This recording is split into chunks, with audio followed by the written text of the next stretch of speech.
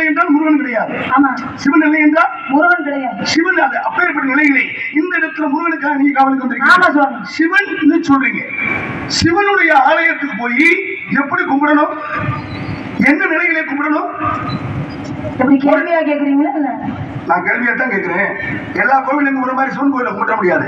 அதுக்கு இல்ல, நான் விவரம் கேட்கிறேன். நீங்க விவரம் கேட்கிறேன்னு சொல்லிட்டு இப்ப கேள்வி கேட்கிறேன் அப்படிங்கிறீங்க. விவரம் கேட்க வந்தீங்களா கேள்வி கேட்க வந்தீங்க? விவரம் கேட்டு முடிந்த பிறகு கேள்வி கேட்கணும். உன்ன விவரம் இருக்கான்னு தெரிஞ்சுக்கிட்டா கேள்வி கேட்டுவேன். எனக்கு விவரம் இல்ல சுவாமிங்கன்னா எந்த விவரமே நீங்க கேட்காம எப்படி கேள்விங்கிற இடத்துக்கு போறீங்க? இல்லையே, தாராளமா கேட்கலாமே. ஒரு விவரம் ஒரு பெண்மகிட்ட இருக்கா? நீங்க என்னை கேள்வி கேட்கறது பெரிய விஷயம் இல்ல. சரி, நீங்க கேட்கிற கேள்விக்கு நான் பதில் சொல்லுவேன். ஆனா திருப்பி நானும் கேட்பேன். அதுக்கு உங்களால பதில் சொல்ல முடியுமாங்கிறது எச்சரித்து கூட நம்ம மேலதான் துப்பம் தெரிக்கும். தெரியாதா? தைரியம் இருந்தவன் கல்வி மீது நம்பிக்கை உண்டவன் உள்ளவன் கேட்கலாமே.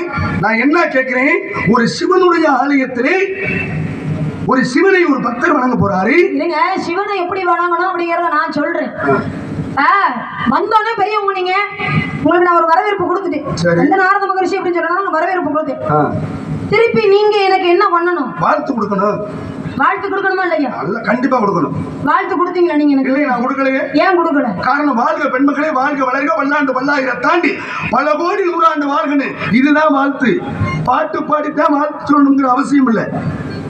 கேட்டு வாங்குறதுக்கு பேரு மரியாதையும் இல்லை.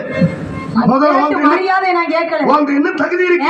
ஒரு பெரிய மனுஷன் ஒரு சின்ன பிள்ளை அழகா வரவேற்பு கொடுத்திருக்கேன். அந்த வரவேற்புக்கு தகுந்தார் போல வாழ்த்து பாட்டுன்னு ஒண்ணு பாடணுமா இல்லையா? நீங்க எனக்கு கொடுக்க பாட்டுக்கு யாரு? நாரதன். சரி, பாட்டு எத்தனை பேர் பாடுனாங்க? எல்லாருக்கும் பாட்டுக்கு நாரதன்ற பட்டம் கிடைச்சிச்சா? ஆனா உங்களுக்கு மட்டும் தானே கிடைச்சிச்சு. எனக்கு